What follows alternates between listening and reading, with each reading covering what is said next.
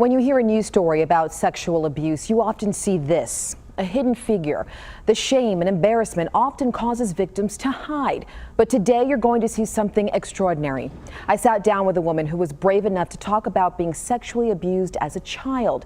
She wants to warn parents of a potential abuser most don't suspect, a family member.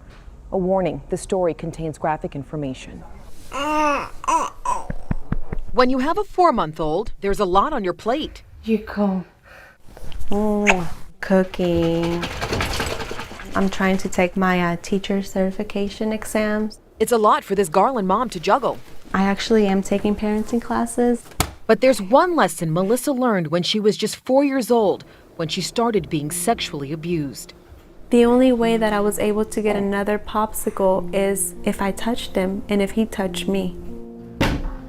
In her own handwriting, Melissa details dozens of times she was sexually abused. Court documents show it started with her step-uncle and then her stepfather. When I was 6 years old, he said that he was going to touch me and he was going to give me some pesos. Then a second step-uncle.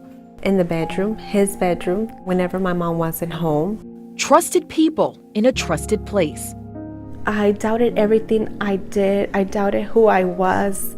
Melissa's story made us question just how often this happens.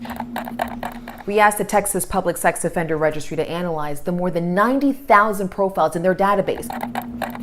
Based on information reported to them, 33% of active registrants have targeted a relative, someone the child probably sat right next to at the dinner table.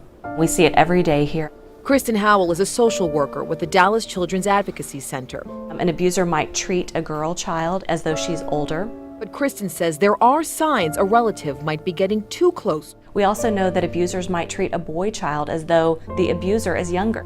After establishing that trust, a child may not even realize abuse is happening. Was that touch accidental or intentional? And to keep the secret, I wouldn't say anything. an abuser may use veiled threats like Melissa says her stepfather did. That fear really just completely messed me up. Though fear silenced Melissa, she said there were signs she was in trouble. I started gaining so much weight. When I was a teenager, I was already like 180, 190. But Melissa eventually started gaining weight for a different reason. I became pregnant in September, and that was my junior year in high school. Long before Brielle, following more than a decade of abuse, Melissa gave birth to a son. His father is my stepfather. He raped me.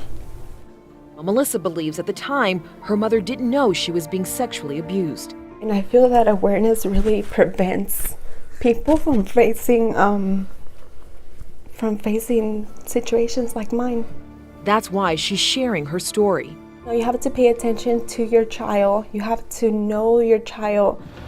Melissa eventually found the courage to report her stepfather and 2 step-uncles to her high school counselor. They served time for their crimes. It helps me just to remind myself, like I was able to overcome so much. Melissa's son is now 10 and lives with her and her husband. All he knows about his father is that he's still in prison. She asked that we not show him on camera. Whee! Now on her second take at motherhood, That was fun. Did you like that?